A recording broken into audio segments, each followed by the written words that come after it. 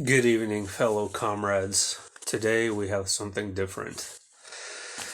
You're going to hear the ramblings, and I mean ramblings, of a man from the year September 29th, 2016.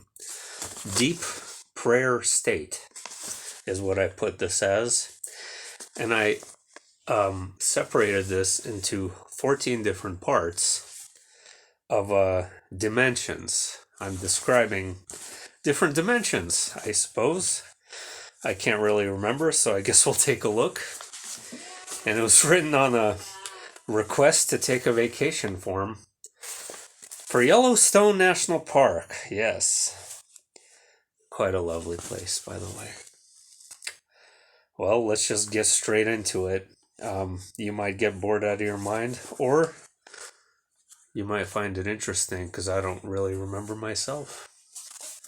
First dimension, the deepest depths of hell. Archons, black masses, manifestation of negative energy into negative beings. The darkest, dark, and the most profound nightmarish probabilities exist here. No source-created soul has ever ventured into this realm. The soul cannot handle the manifestation thereof. Okay. Second dimension. Hell. Reptilian brain. Lowest form of self-awareness. The illusion of total separation from creation. No love. Egotistical, self-righteous focus and limitation.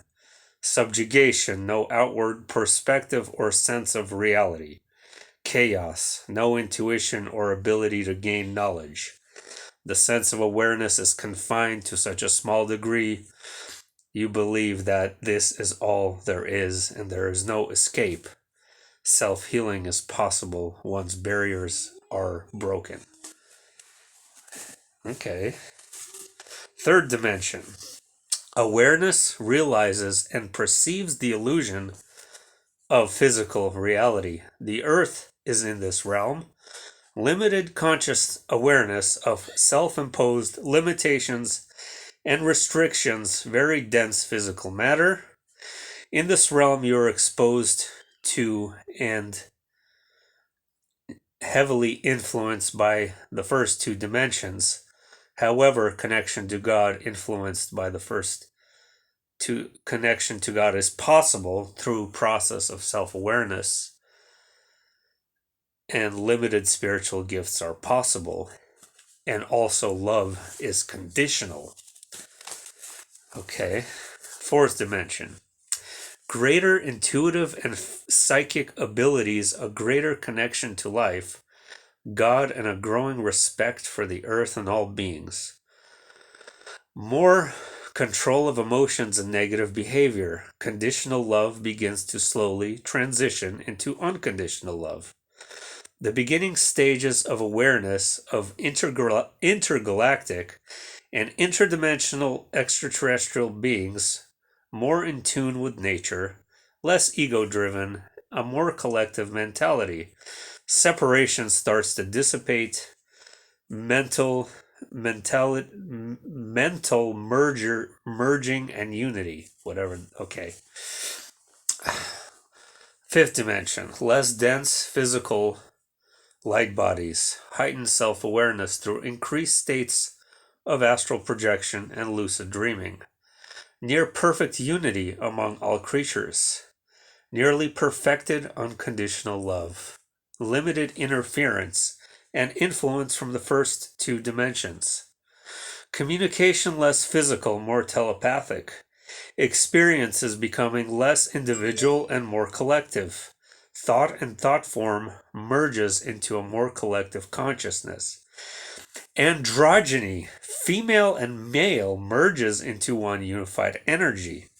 In this reality, children are greatest priority. Galactic awareness, relationships, and full contact with beings of this galaxy. Androgyny, that's not a word I ever use. Interesting. Okay, sixth dimension. Physicality, very light, ghost-like appearance, life greatly extended, sustenance no longer physical food, energetic food from the sun, stars, etc. No longer a single planetary body, collective consciousness, but a merger of all galactic life. A single individual is now aware of all thought processes in the galaxy and all dimensions associated with this galaxy. The beginning stages of thought becoming reality, influenced from the first and second dimensions, very subtle and limited. Seventh dimension. Universal awareness, interaction, and relationship between all beings of the universe. Unconditional love is set in stone. Physicality almost non-existent. Individual identity less relevant. You become the planetary body you are from.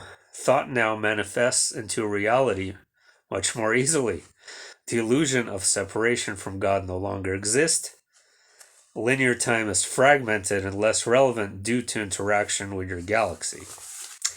Eighth dimension, awareness and mergers with galactic groups and clusters. You are now able to create and manifest any dimensional experience or reality by thought. You exist less so on a planetary body and more so in your mind's eye. You are no longer subject to time. You create time. You wish, and you more freely throughout space-time. Individuality only exists if that's what you manifest. Ninth dimension, universal consciousness. You are now aware of and merged with all beings in the universe and parallel realities linked to them. You are not subject to time in any way. You can create your own timelines, create any experience in any form that you wish in your own timelines. You now assist in and aid in the development and progress of newly created third-dimensional physical realities. I just can't get over this paper. It's so ghetto. Okay. What the hell? Why am I back in the first dimension? I need dimension 10. Come on, guys. 10th dimension. You have now reached multiversal consciousness and are fully aware of all the existent manifestations of the creation process. You no longer perceive individual future or past timelines, but are existing in a single moment. Through the observation of all that is, you realize the only thing that is real is that you exist and God loves you, and then you become the multiverse. 11th dimension, you are the multiverse, and in that multiverse you are now aware of all the infinite probabilities that exist simultaneously with reality.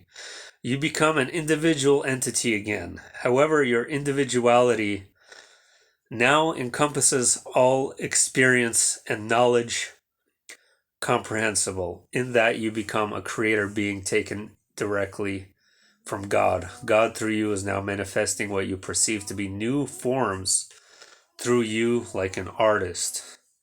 12th dimension, you merge directly with God in a perfected unison in your perfected state.